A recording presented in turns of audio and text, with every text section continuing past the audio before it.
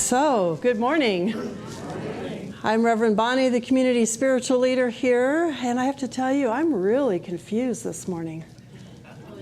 Yeah. Well, I don't know. I'm really confused about the meaning of life, about my purpose in it, why I'm here. I'm also confused about a lot of different situations and how best to handle them. If I should do this thing over here or go this way. I'm confused about what is the best thing to do for my own health, and I'm also confused about why I care about my own health. I'm really confused about what goes on out in the world sometimes, all of this stuff. Why is it happening? Why is all this going on? Is anybody out there able to help me? Does anybody relate? Okay. So what do we mean by confusion? This month, our topic is even confusing. It's called converting confusion. So what do we mean, and what are we converting it to? What are we talking about when we're talking about confusion itself? I know for me, we can look at the confusion within our own lives. When we're confused about what direction to go, what is next for us to do, if we are deciding about a new job or a school, or if we're retired, what are we doing now with our life once our life completely changes? So there are those inner confusions. And then there are those outer confusions that are created, as I think of them, sort of by what's going on out there that I feel like I don't have a lot of control over. And they create this state or feeling of confusion. Whether we're looking at something that we deem bad behavior or an event that we wish wasn't happening. And so Ernest Holmes uses the word confusion to explain those things. In Ernest Holmes's teaching, it's the confusion behind what was going on that creates the stuff that we don't want to see. In the old days, some people talked about those people are sinning. They're doing something wrong. Well, we've learned here that sin is when it was translated, really comes from a term that means missing the mark. And Ernest Holmes saw confusion as the cause of missing the mark in our lives. If we're aiming for this, but somehow we're confused as to exactly, is this what I really want, or this, or how do I get there? It's that confusion that can cause us to miss the mark. And I like to look at our teaching symbol, which is in the middle of this beautiful Zia up here. And that V coming down, what we put into the mind of God helps to create what shows up in our life. And so according to Ernest Holmes, if we put confusion in to the mind of God, that's when we get discord, disharmony, and chaos. That somehow it comes from that state of confusion. So where does confusion come from? How do we even end up with some of that confused thinking in our lives? I think for the most part, it's based in false beliefs, what we refer to as a false belief. A belief about something in our life that isn't in alignment with what God is as it is expressing through us. It's not in alignment with truth. It's not in alignment with those God qualities that we seek. And so those false beliefs can impact us and create that confusion, and then we end up seeing all this other stuff in our lives. So let's look at some of those false beliefs. Those things that we collect along the way from what Ernest Holmes refers to as the race consciousness, the thoughts that are going on out there in the world around us that we might have taken on, some of the things we might have taken on as children, some of those deep-seated things that really aren't true about who we are, but they might be something that we falsely believe about ourselves. I think one of the areas where we tend to get a lot of false beliefs is around responsibility. Who's responsible for what's showing up? Is that person out there? Are they responsible? Am I responsible?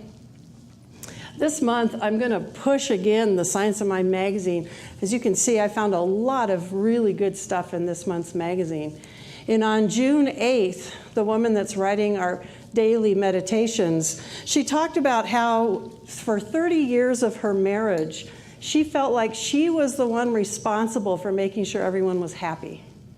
that her family was held together, that everyone in her family was happy and doing what they needed to do.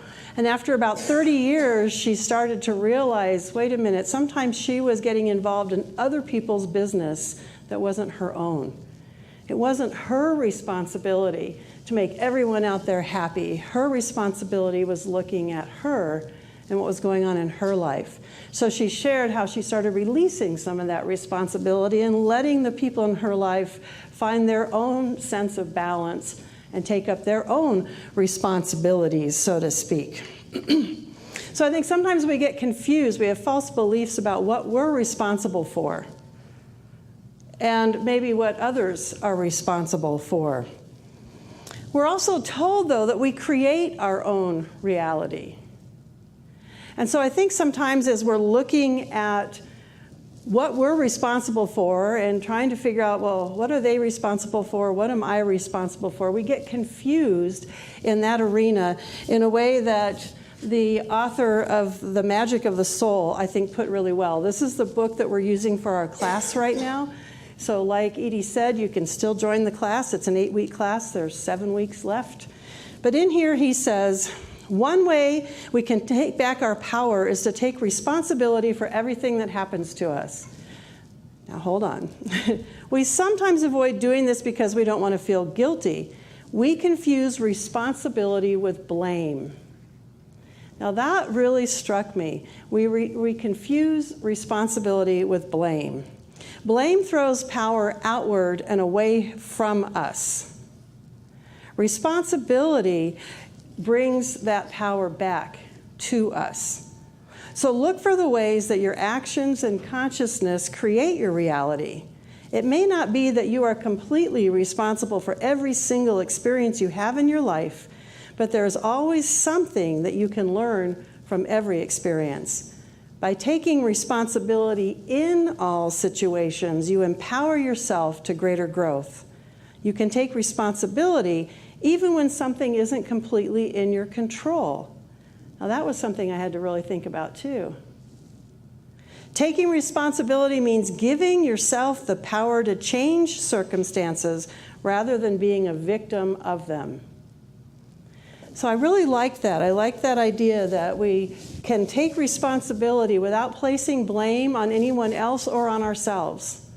That when we start blaming, we're giving away our power.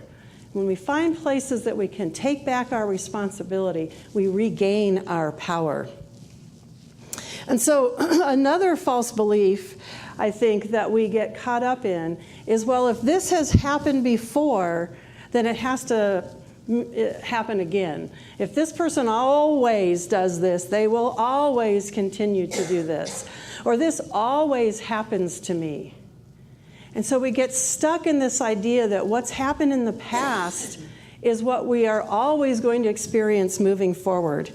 And I know that I have shared before, but for me, the number one teaching that really impacted my life is this idea that Ernest Holmes teaches: never limit your view of life by any past experience. The possibility of life is inherent within the capacity to imagine what life is, backed by the power to produce this imagery or divine imagination. It is not a question of failing or succeeding. Another false belief we get stuck in, that we're going to fail, or we could fail, or that we have to succeed. It's not about that. It's simply a question of sticking to an idea until it becomes a tangible reality. The illusion is in the way we look at things. We have looked at poverty, degradation, and misery until they've assumed gigantic proportions. Now we must look at harmony, happiness, plenty, prosperity, peace, and right action until they appear. And my favorite thought of his is this idea here. Principle is not bound by precedence. When we think that principle is bound by precedence, we think that what's happened in the past is what's going to always happen in the future. And he says, when through intuition, faith finds its proper place under divine law, there are no limitations, and what are called miraculous results follow. So to always remember that principle isn't bound by precedence. So again, that's one of those false beliefs that we can let go of. And so out of that then is this idea also, Ernest Holmes says that the number one false belief in his mind behind all things that can get us going down the wrong track is the idea of duality. The idea that there's something out there that is working against us, as opposed to the idea that we're one with the universe that's working for us. False ideas heaped upon false ideas make bad matters worse. The whole confusion of the world arises from fundamental errors of thought. Chief among these errors, and father to the greater part of others, is a belief in duality. The belief in duality supposes that evil is equal to good, that a suppositional devil divides with good the kingdom of truth. Such things cannot be. Remember the teachings of Moses, that God is one. If, on the other hand, we accept that evil has a power equal to good, then we must fall into the ditch of our own confusion.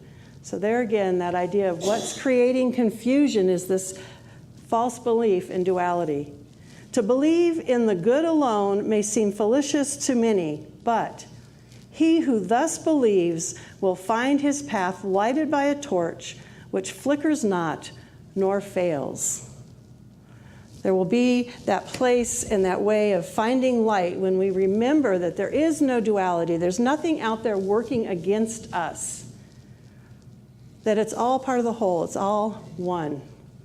That we are one with every individual and every being on this planet. And so I think that another false belief then that sometimes is tied to this idea of oneness is that oneness means sameness. Oneness doesn't mean that we're all the same. Oneness means that we're created out of the same stuff, that we're all God expressing on some level. But it doesn't mean that we're going to look the same or talk the same or act the same or even believe the same things. And so another one of those beliefs in the background is what could be called unconscious biases. The unconscious biases cause confusion. They try and either divide us or we try with those unconscious biases to make everyone else just like us. Reverend Masando, who is one of our younger ministers, we showed the video of him speaking at the conference here Friday night. He says unconscious biases are ways in which I've been conditioned to see myself and others through a particular lens that often unknowingly favors some and diminishes others. So there's that lens that we sometimes look at life through and look at people through. So anytime we're starting to look at ourselves more favorably and diminish or look down on someone else, we can remember that we're in a space of false belief. We're in a space of believing in duality as opposed to oneness. So we can look at what are some of those unconscious biases and how do we look at them to heal them and bring about a greater truth. From that false belief, we can sometimes believe that we should focus more of our energy on any person or people who behave the way we deem most appropriate. I don't know that I need to go into that one a lot, but you can understand that if we think that, well, our way is way up here, then we're only going to pay attention to those who are doing that with us. But what about all these other people that are part of the one? How do we bring about a greater ability to absorb people into our lives and to see the oneness with all people? So I could probably go on and on. We could probably do a week-long or more workshop on all of the different false beliefs that we can inherit, that we can bring up, that we can absorb into our lives. So I want to conclude the part of looking at false beliefs in my talk by looking at those false beliefs we have about ourselves. We have a lot of those. So often we'll hear people say, well, I'm too old to do this, or I'm too young to do this, or I'm too something. Those beliefs that we have about ourselves that limit us. And again, in this month's Science of Mind, one of the people writing into Jesse Jennings, Reverend Jesse Jennings' column, said, I really want to learn a second language, but am I really off base, as old as I am, to think that I could learn a second language? And his response was, you are on the verge of being talked out of a good idea by a false belief. I love that sentence. You are on the verge of being talked out of a good idea by a false belief. So anytime you hear yourself saying to yourself, oh, I'm too whatever, making that excuse to not do what it is that Spirit wants to do through you and express in the world, remind yourself that you are on the verge of being talked out of a good idea by a false belief. Those false beliefs usually are when we're telling ourselves we can't do something, when we're making excuses for why we can't do something. And that takes me back to what I was talking about in the reading, where one of those false beliefs is that I could make a mistake. That if I choose this path, I could make a mistake. So we get frozen because, well, if I don't do this one or that one, I could make a mistake. What if whatever you choose is right? What if all paths and all choices that you make are God expressing through you and end you exactly where you need to be? That's what I believe is the truth behind that false belief that I could make a mistake. So just take that in. So why am I spending so much time looking at false beliefs? Well, last week, Reverend Kate said that in order to set a bone, you have to look at where it's broken so you can bring it back together and set it and allow it to heal. And that really spoke to me because I think one of my biggest challenges in life, largely because of the way I was raised, was to not look at anything I didn't want to see. So I found it difficult to think about in the beginning, looking at a false belief. Well, aren't I giving it more energy or more power? Don't I have to just constantly keep looking in this direction? But Ernest Holmes teaches denial and then affirmation. You look at the situation, then you can look for the false belief. You can deny that false belief and then create the affirmation that is the truth of that situation.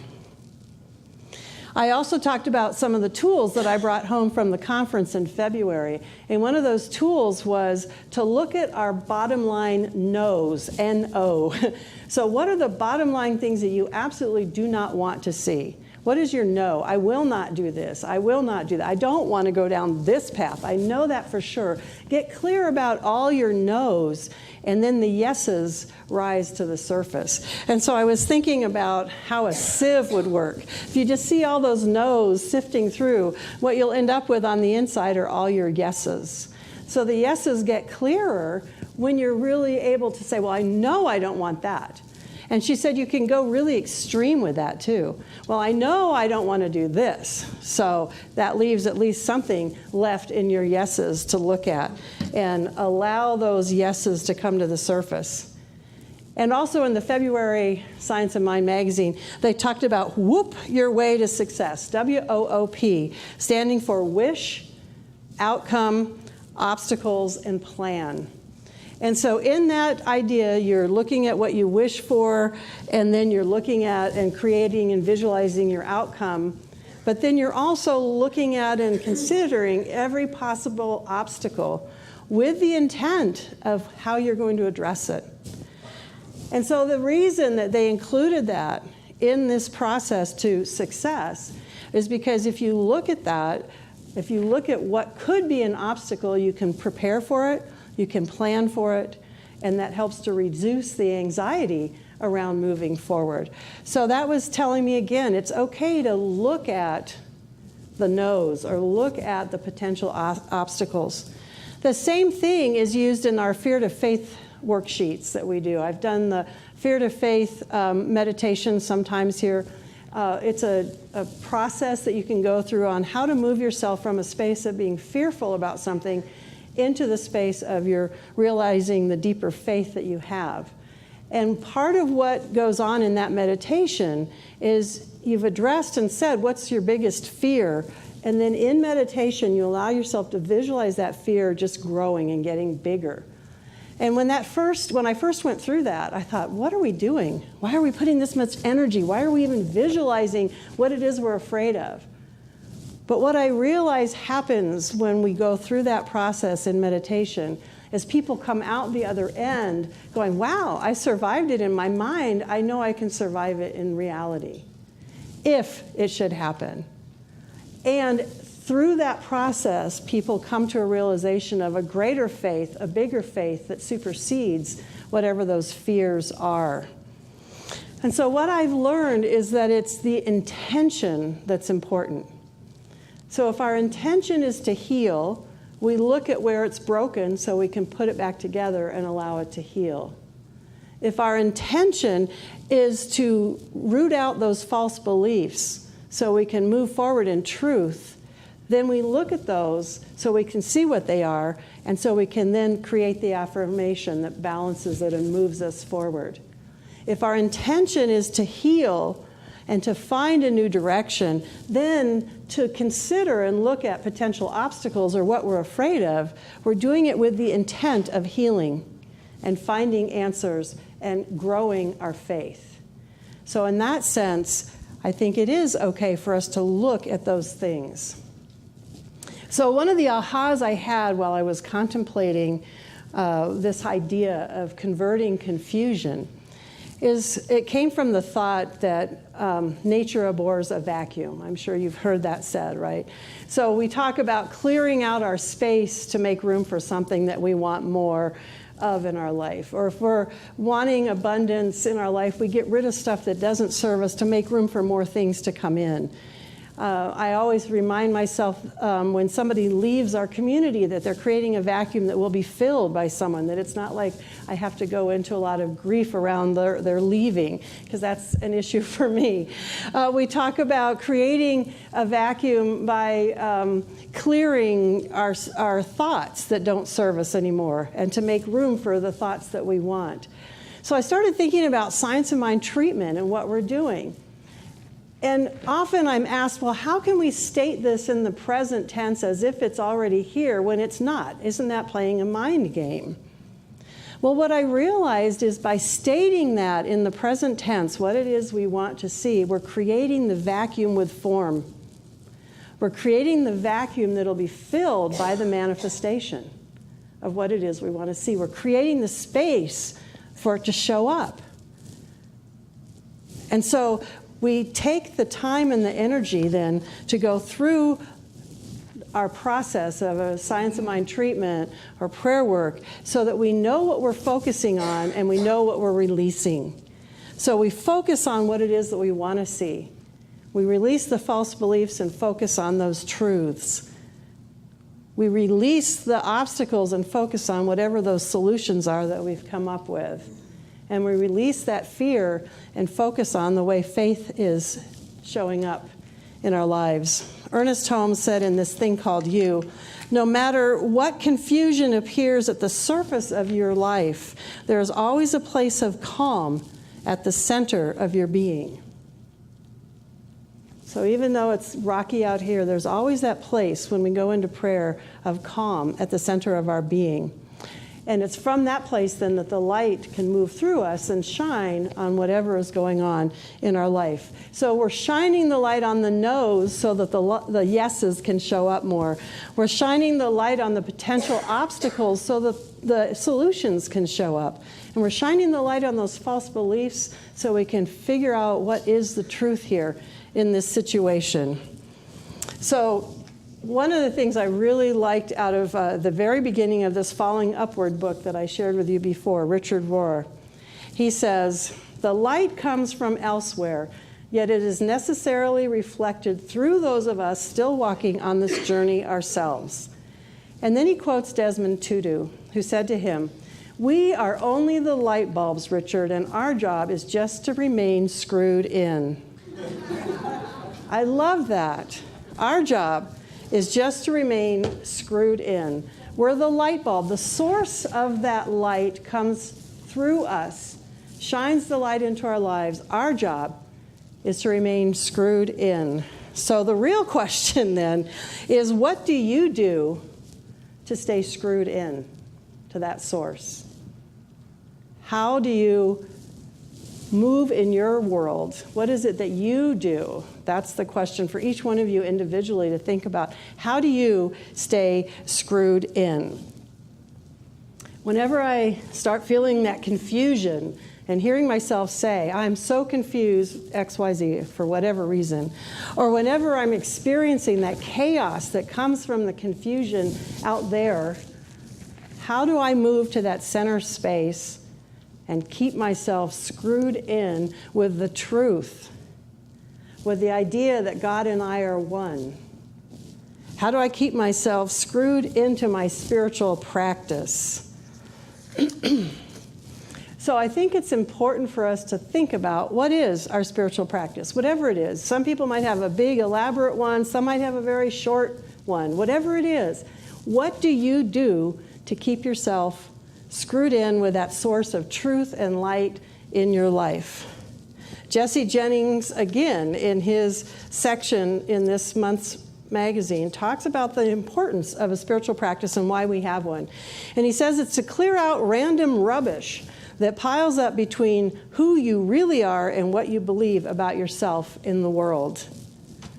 So all of those false beliefs are that random rubbish. How do you stay connected, screwed into your source, so that all that rubbish can just be cleared away? I suggest that that be part of our conversation with each other throughout this month. When you're out there having food this afternoon, and thank you, Edie, for cooking today so that we do have food after the service, talk to each other about what it is that you do. How do you keep yourself connected? Some people go for walks, some people pray, some people meditate, some people journal. What do you do to stay screwed in to your source?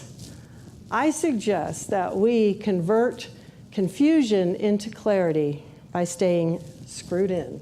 And so it is.